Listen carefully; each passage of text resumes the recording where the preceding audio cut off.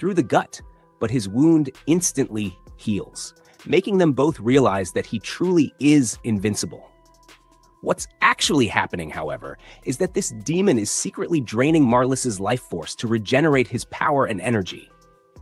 The Demon Lord shows Ulesia and Elraid how their companions are doing outside, stating that all their efforts will be in vain, as he can keep generating undead endlessly.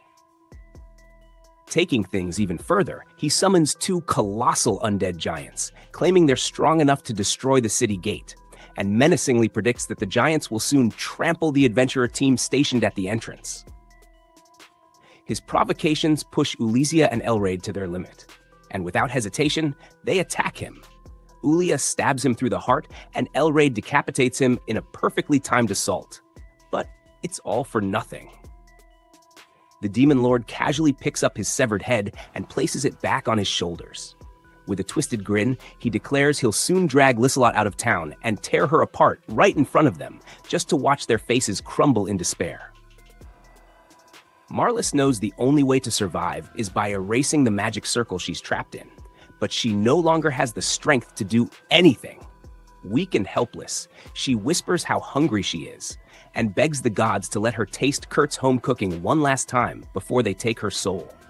At that moment, she hears Kurt's voice, assuming it's just a hallucination in her final moments.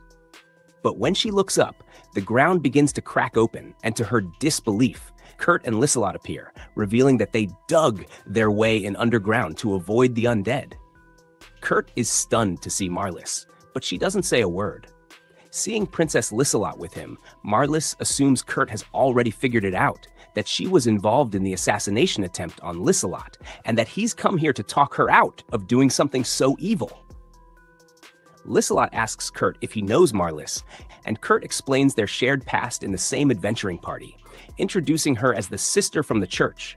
Marlis immediately corrects him. "I've been excommunicated. I'm no longer a sister." Kurt, finally using some brain cells, realizes that Marlis is after Lissalot's life, but then immediately runs out of brain cells just as fast, concluding she's just doing this because she was kicked out of the church.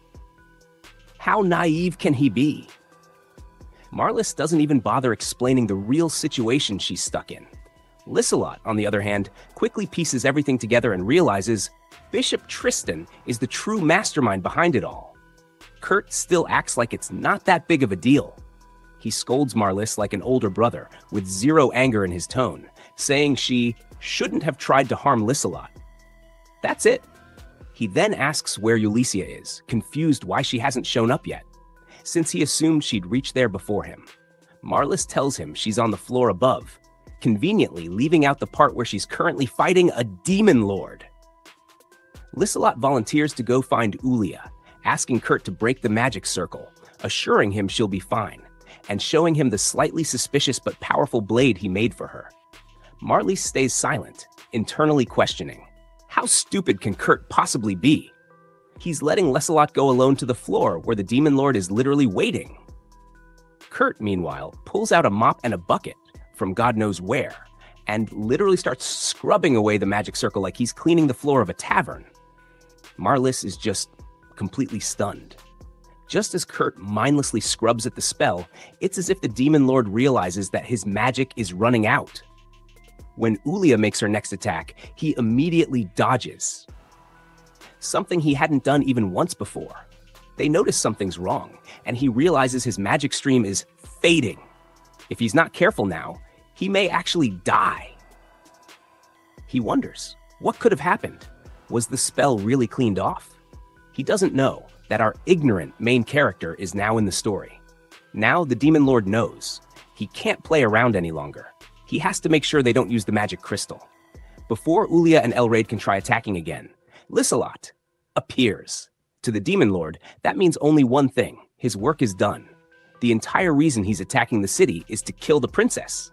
And if she has come to him herself, then he won't waste another second. He immediately lunges at her. And she, Wamya, falls to her knees. Her world crumbles. She's in shock. She can't believe it. The young lady they had sworn to protect is dead. To their utter disbelief, butterflies begin to surround Lisa's corpse, and then she appears behind the Demon Lord. She laughs right at him, informing him that what he killed was merely an illusion. The magic Kurt said was inside that sword? It wasn't a weapon, it was an illusion spell. One so detailed, it mimicked a real person.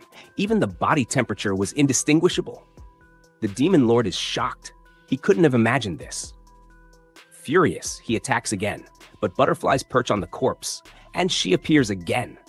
This time, right beside the magic crystal, and without hesitation, she shatters it with her sword. The demon lord disappears.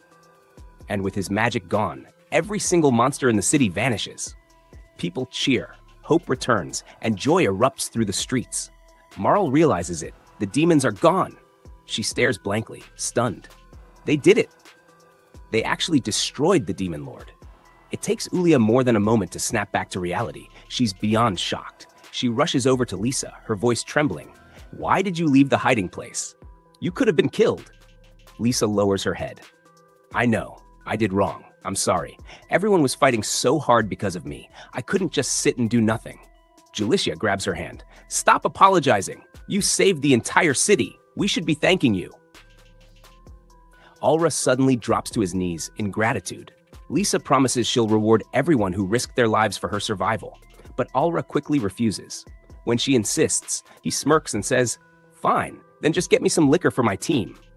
What a drunkard. Meanwhile, Marlis clutches her stomach. A sharp pain rushes through her. The curse hasn't left her body. Even after the spell was broken, she gasps, believing it's finally time, that she's going to die, and worse, she deserves it. Kurt walks up, carrying a tray. Eat, he says. She stares at the meal, thinking she'll just vomit it out. But still, how could she pass up one last chance to taste Kurt's food? What she doesn't know is that Kurt isn't just the weak support they all thought he was.